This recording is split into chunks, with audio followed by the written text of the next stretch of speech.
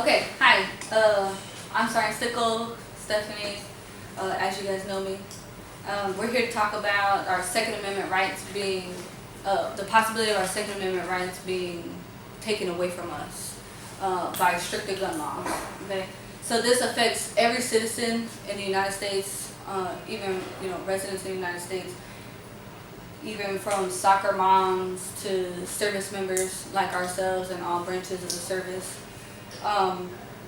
We're going to talk about current gun laws, what we have in place right now, the systems and the laws that are in place right now, and we're also going to talk about the proposed gun laws and possible services that will come along with the gun laws. Okay. So first we're going to start off by talking about the recent shooting, mass shooting in California. One of the biggest things I want to hit on is every weapon that was purchased by the people who did the person who shot everybody in California was purchased legally. All those weapons were purchased legally, and they were modified illegally, right? So a lot of residents of California and the United States as a total, they want stricter gun laws because they say, well, if he could purchase all these guns legally, then we need to find a way that he cannot, right? And then there's a lot of other citizens, especially in California, that are saying, I want looser gun laws so that I can protect myself, I can protect my family, my my property. A lot of them feel helpless, like they can't do anything to protect anybody, right? They feel powerless. Next, we're going to go ahead and talk about the current laws and systems that are in place, okay? So first I want to say that the current laws that we have in place have not stopped people from legally buying arms, illegally buying arms, illegally modifying arms to where they're, automatic weapons and you can carry out mass shootings. But that doesn't mean that you should strengthen the laws because people can buy them freely, right? So one of the first laws that was enacted in the early 90s is called the Brady Law. So the Brady Law got enacted, and what it does is it does a background check. So it's like an immediate background check. So if I go to purchase a weapon from whatever kind of vendor, they'll take all my information down and they'll give me a background check. And about 3 or 4 days later, they'll come back and say, you're good to go, here's your permit.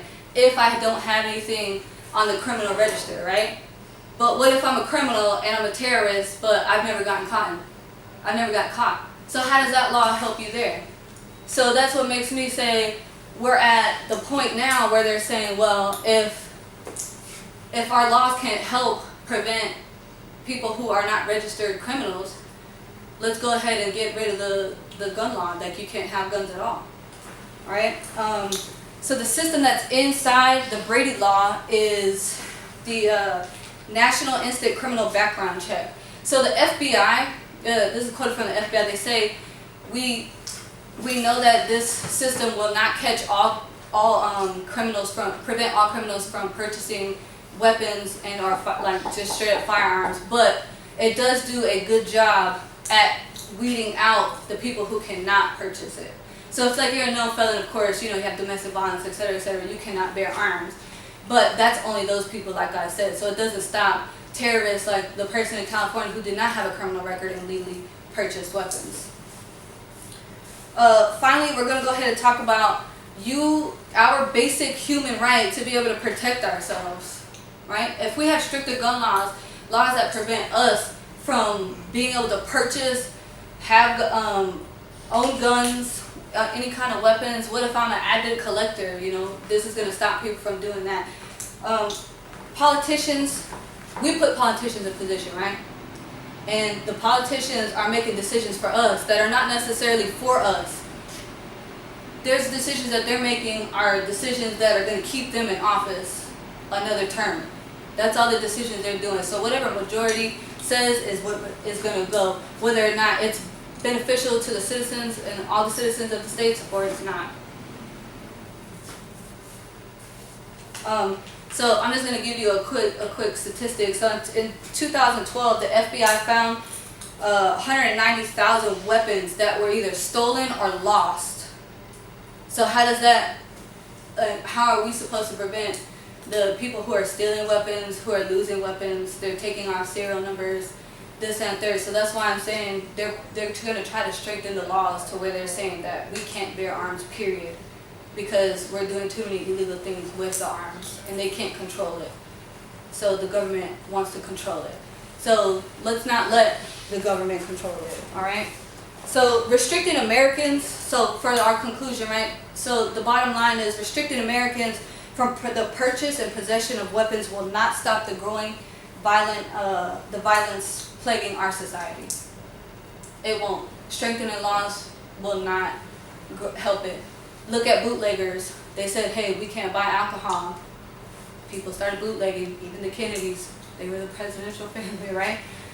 But marijuana was illegal for so long, and now it's becoming legal. Right?